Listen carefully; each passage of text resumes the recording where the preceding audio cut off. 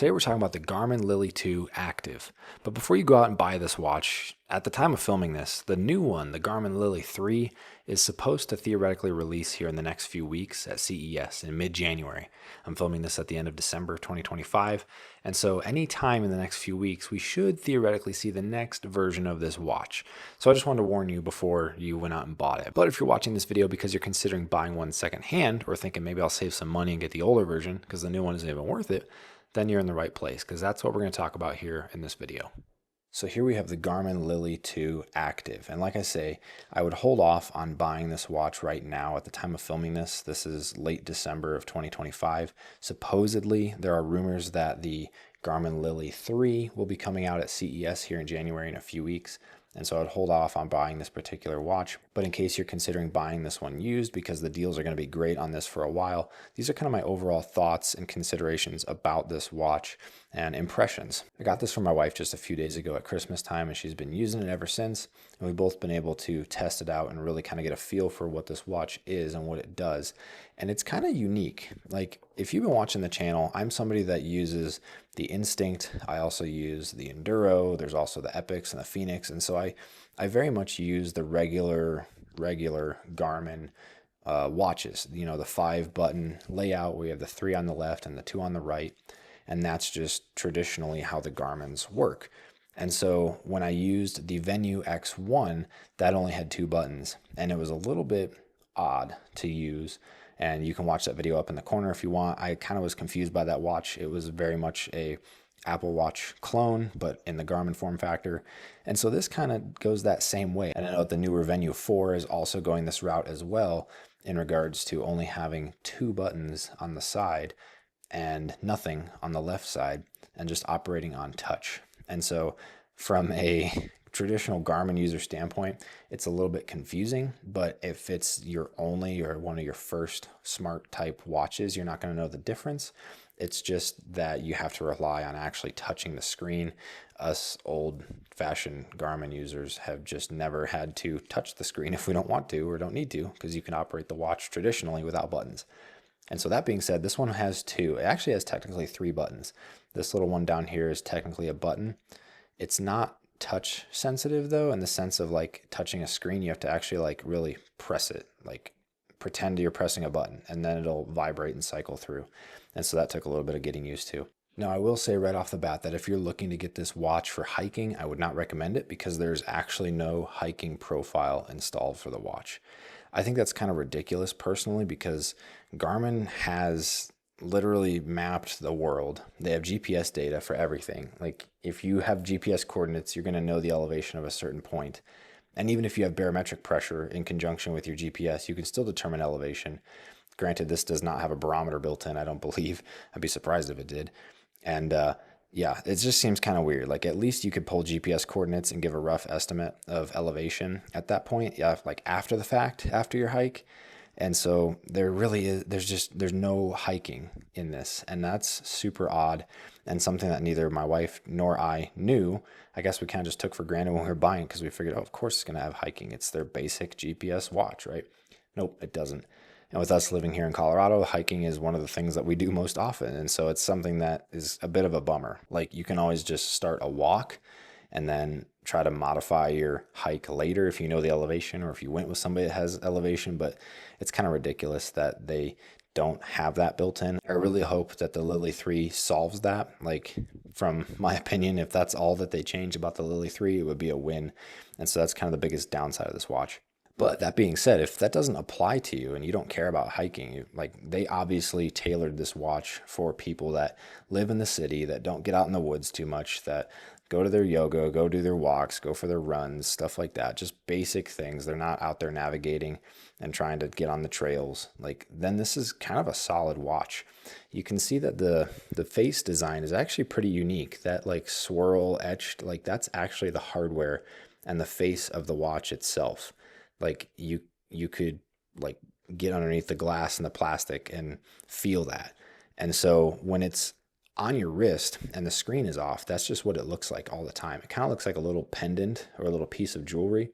And then when you raise your wrist up, that's when the screen comes on and actually lights up. And it's kind of fascinated me. And I'm looking at this here. It's like, I don't know what magic they put in there that's underneath or overlaid or what it is, but it's a very legible screen. It's fairly bright in the dark, and it's very, very touch sensitive and just very simple to swipe through and interact with and use as a little smartwatch. Like, I'm impressed with the tech that they put in here, with how slim and sleek and simple they've been able to make it. It's quite nice. And as far as navigating, it's very simple. You just, push your home button here to cycle through your different metrics. And then instead of the typical Garmin swiping up or down to get to your data, you actually swipe left or right to swipe through like your widgets is what they call it. So you can go to your calendar, you can see your notifications and your weather, and you can see all the same sort of data and information that you're used to seeing on other Garmin devices. And then you can hit that to go back.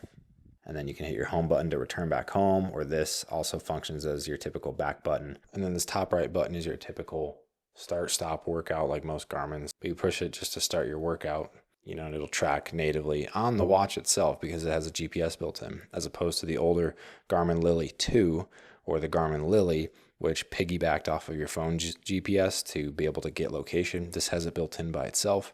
And so that's kind of a nice quality of life thing. It's going to give you better GPS tracks. It's going to be faster. It's going to drain your battery less on your watch and on your phone. And that's a great thing. Battery life is pretty excellent on this watch. It will last about a week under full load. And we even have the overnight pulse ox settings turned on. And so that will tank the battery like crazy on most of these watches. It's been a few days now and she's at 56%. I don't even think she's charged up to 100% yet, but it will last about a week, give or take, on a charge. Obviously, if you're doing more workouts and GPS activities, that's going to drain your battery faster.